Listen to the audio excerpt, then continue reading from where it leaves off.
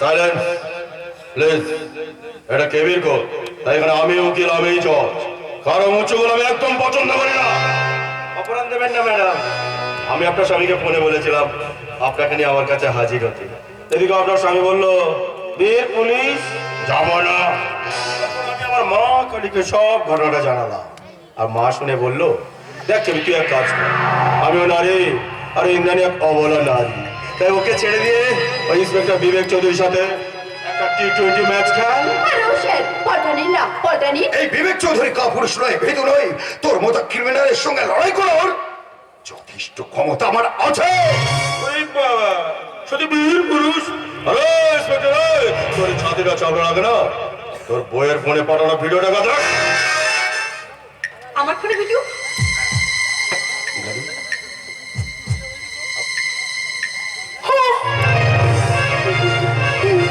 বিবেক, তুমি আমায় অ্যারেস্ট করো। বিবেক, তুমি আমাকে অ্যারেস্ট করো। ওই কিন্তু কেন? কারণ আমি ওই কেবিন ভাইকে রড দিয়ে পিটিয়ে পিটিয়ে মেরে ফেলেছি। ওরা সম্পূর্ণ ভিডিওটা করে রেখেছে। তাহলে কি করবি? ব্যাট করবি না বল করবি? আমি ব্যাট করবো না, আর বড় করবো না। আমি ইন্দ্রাণী চৌধুরীকে অ্যারেস্ট করবো। অ্যারেস্ট? अब तेरा क्या होगा कालिया? সারানোই প্রমাণের জন্য এত লাফালাফি? ভালোই হচ্ছে, অপরাধীর বিচার কোর্ট করবে। আর হ্যাঁ মিস মোনালিসা ম্যাডাম, আপনার ইউটিউব চ্যানেলে ওই ভিডিওটা ছেড়ে দিন, ভালোই টিআরপি পাবেন। বিবেক, তুমি এক কাজ করো, যত তাড়াতাড়ি সম্ভব তুমি ভিডিওটা নিয়ে গিয়ে কোর্টে পেশ করো। যাও, তাড়াতাড়ি যাও। যা বাবা, তাই খেলবোটা কার সাথে? আরে এত ভালো ব্যাট কিনলাম, বল আনলাম। ও স্যার প্লিজ একটু খেলুন না। ও খেলবে খেলবে। আরে ও না, স্যারকে বলটা দাও।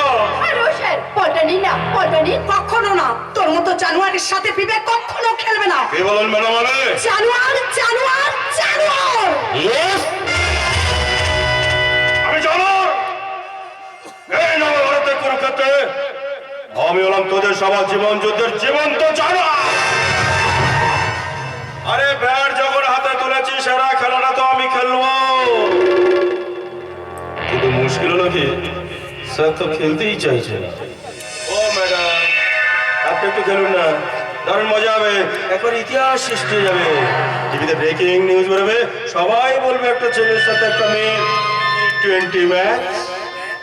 ও স্যার কি ভাবছেন, খেলবেন না? কি আমার ফেসবুক